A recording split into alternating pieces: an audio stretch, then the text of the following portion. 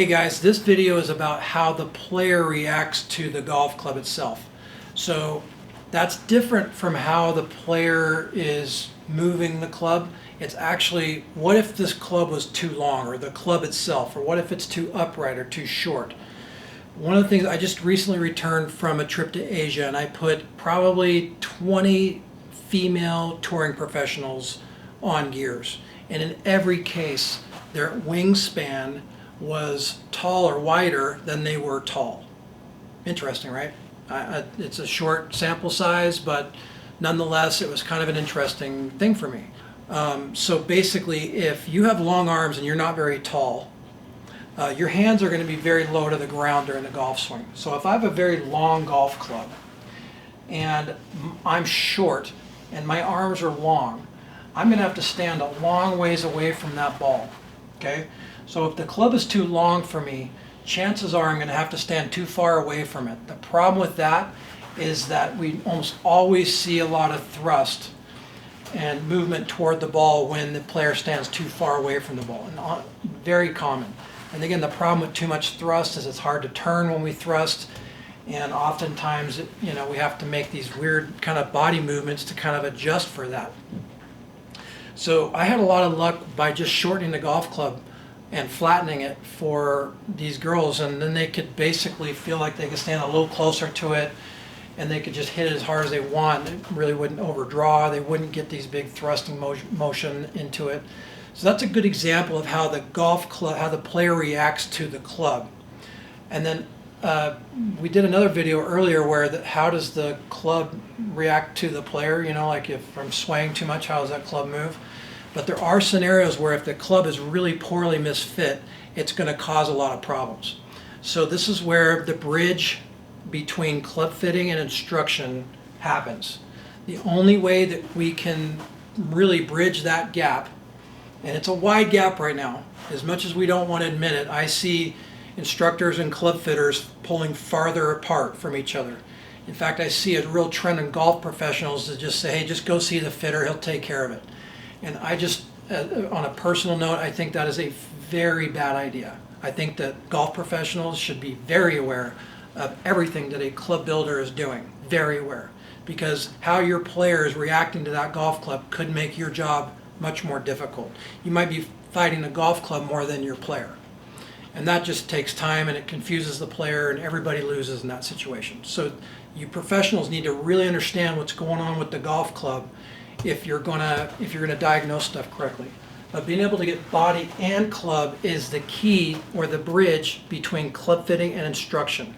And that's what Gears does maybe better than anything. We've tied them together, and the only way you can do that is with optical motion capture, with any kind of accuracy, realistic accuracy. So that's basically the story. So the other thing that could be happening is if the club is too upright or too flat.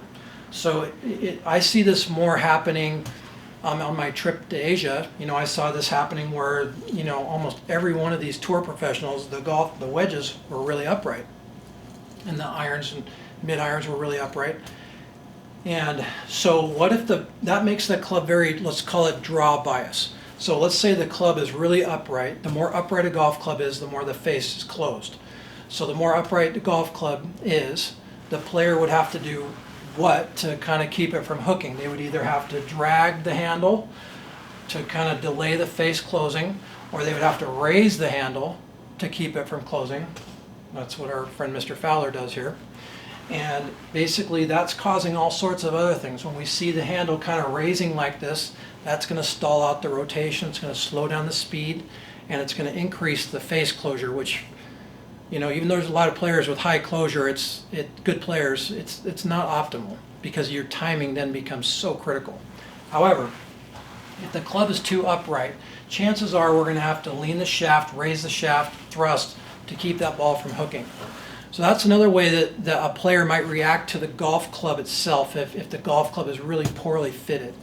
So I see that very often. I see that even on the PGA Tour with a lot of the clients that we've worked with.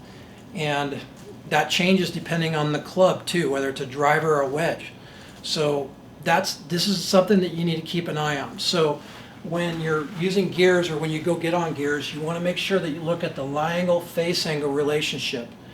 And then you'll see that if that's really way off, how a player's manipulating it. They might be getting in too much side bend, or they might be swaying or thrusting too much to compensate for that. And so we don't want the player to have to compensate for things. We want to build them a golf club that allows them to just make their move with confidence, so that they don't have to worry about the golf club. The last thing a player should have to worry about is this. They have enough to think about on the golf course. So that's what this little short video is. That's what's trying to accomplish here is you got to take a careful look at the golf club and what's happening to the lie angle and the shaft and the droop and the twist to determine why that ball's hooking or why it's not hooking or why it's going straight, and how the player's manipulating that golf club to get what they want. The goal is to match up the club to the move, not the other way around.